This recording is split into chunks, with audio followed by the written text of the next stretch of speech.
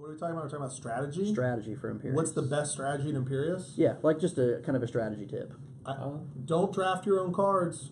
Don't just draft your own cards, rather. Allow me to rephrase that. If you only draft your own cards, then I think the luck plays a little bit more of a factor in there. You want to try to pair up cards. So you want to try to draft someone else's noble and your assassin. Or if somebody's winning and you don't want their noble to score at all, use somebody else's assassin to kill it.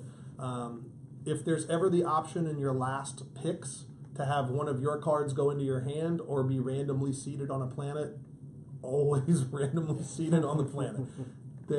Worst case scenario, you're getting something for free. Best case scenario, you could be queuing up for something big. Obviously, you don't want to throw your noble, face up on a planet. Unless you have your royal guard. Imperius strategy. What's your tip, AJ? My biggest one is always try and draft your opponent's nobles. They are one of the biggest point scorers in the game, so if you can make sure that they're always going to low cost planets, or even see somebody else's assassin or grab one, you basically control other people's points and therefore the game if you're drafting their nobles. Another thing is play to whatever the events are for the current game.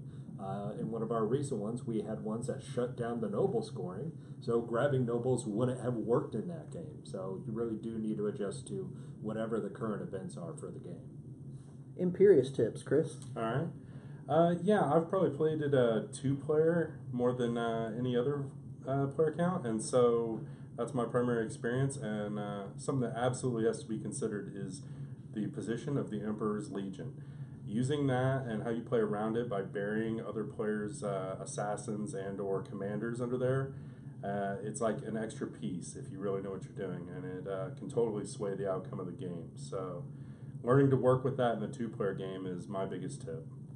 My number one tip is to avoid casualties whenever you can. And draft in a way that you can deal casualties to your opponents, because they're worth negative points at the end of the game.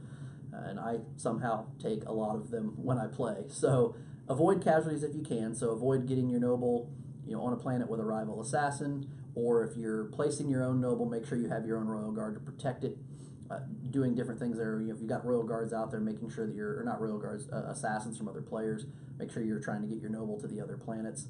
Draft the other players' assassins and take them, send them to the planet where your noble is not, if you can. So avoid casualties. That's my number one tip, because negative points are bad.